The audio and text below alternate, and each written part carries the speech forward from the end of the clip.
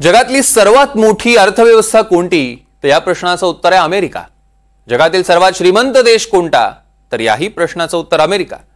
आणि जगातला सर्वात कर्जबाजारी देश कोणता याही प्रश्नाचं उत्तर आहे अमेरिका। जगाची सुपर पॉवर म्हणवणारी अमेरिका सध्या कर्जाच्या विवंचनेत आहे। बघूया त्या संदर्भातला एक खास रिपोर्ट। हा आकडा पाहिलात, 37 वर 12 शून्य आहेत। शब्दात सांगायचं झालं तर हा आकडा आहे $37 ट्रिलियन, म्हणजे साधारण 3182 लाख कोटी रुपये। आता हा आकडा लिहायचा म्हटला तर 3182 वर 13 शून्य द्यावी लागतील। तो कसा दिसेल हे तुम्हीच बघा। हा आकडा आहे अमेरिकेच्या डोक्यावर असणाऱ्या कर्जाचा। अमेरिकेच्या संसदेने शुक्रवारी जारी केलेल्या आकडेवारीतून धक्कादायक आकडेवारी पुढे आली आहे। गेल्या 3 वर्षात अमेरिकेवरील कर्जाच्या बोजामध्ये जवळपास $5 ट्रिलियन ची वाढ झाली। अमेरिकेवर कर्जाचा डोंगर रुपयात सांगायचं झालं तर ही वाढ जवळपास 700 लाख रुपये आहे। अमेरिकेच्या एकूण अर्थव्यवस्थेपेक्षा त्यांच्यावरचा कर्जाचा डोंगर जवळपास 24% जास्त आहे। म्हणजे सोप्या शब्दात सांगायचं तर अमेरिकेची अर्थव्यवस्था जर $100 असेल तर तिच्यावरचं कर्ज आहे $124। आणखी सोपं करून सांगायचं तर अख्खी अमेरिका विकली तर त्यांच्या देशावर 24% कर्ज उरेल। म्हणजे अमेरिका जगातली सुपर पॉवर असली तरी त्यांच्या डोक्यावर कर्जाचा डोंगर इतका मोठा आहे की परिस्थिती हाताबाहेर जायला वेळ लागणार नाही। ट्रम्प प्रशासनानं याच कारणास्तव सरकारी खर्चावर नियंत्रण आणण्याचा प्रयत्न सुरू केलाय, पण पहिल्या 100 दिवसातच त्याचा बोऱ्या वाजला।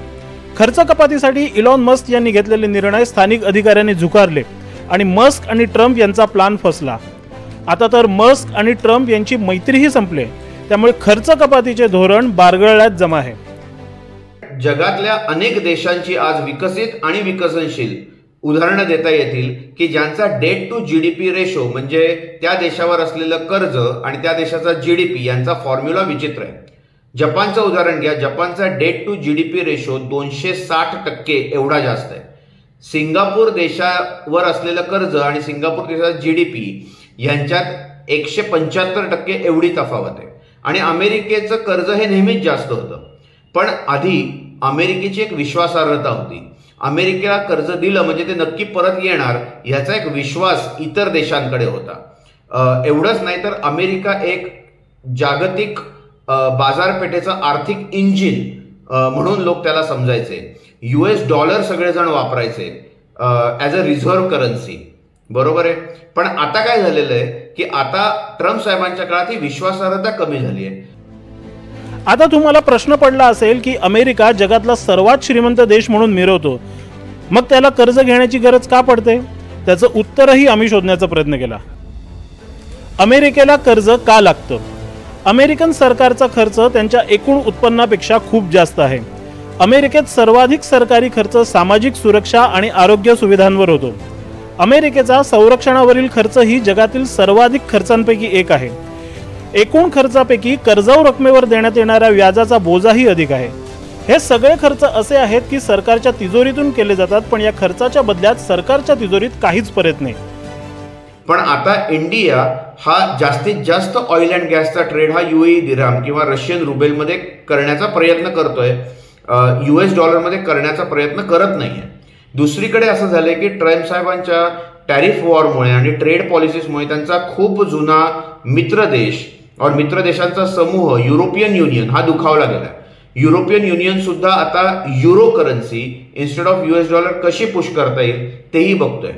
So what happens is US dollar जेव्हा कमी कमी वापरायला लागतात इतर देश, तेव्हा US डॉलरची असलेली पॉवर असलेली ताकद ही जागतिक बाजारपेठेत कमी होते।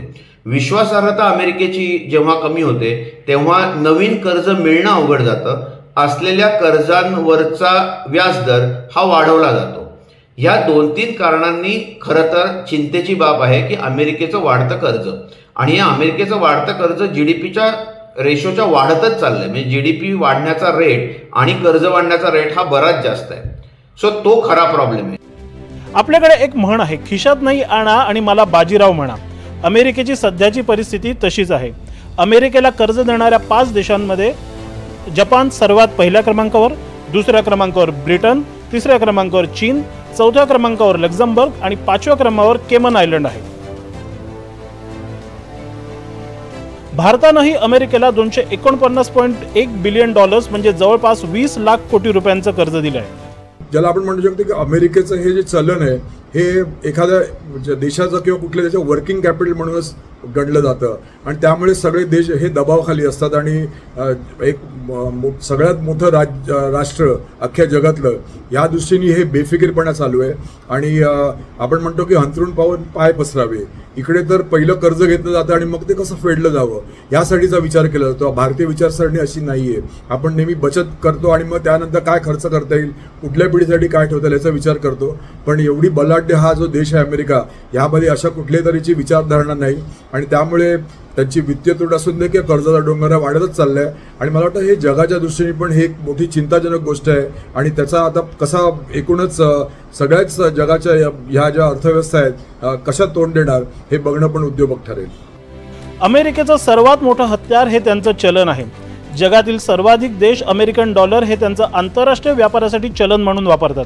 त्यामुळे अमेरिका कितीही कर्जाच्या ओझ्याखाली असली तरी त्यांच्या चलनाची ताकद जोवर कमी होत नाही तोवर अमेरिकेला धोका नाही. पण चलन मजबूत ठेवायचं असेल तर अर्थव्यवस्था मजबूत असली पाहिजे. वाटेल तसे पैसे उधळून चालणार नाही. बहुधा याच कारणास्तव 21व्या शतकाच्या सुरुवातीला आधी इराक आणि मग अफगाणिस्तानमध्ये युद्धात तत्काळ उतरणारी अमेरिका इस्रायल आणि इराणच्या युद्धात थेट सहभागापासून लांबच राहणं पसंत करते. Bureau report, NDTV Marathi.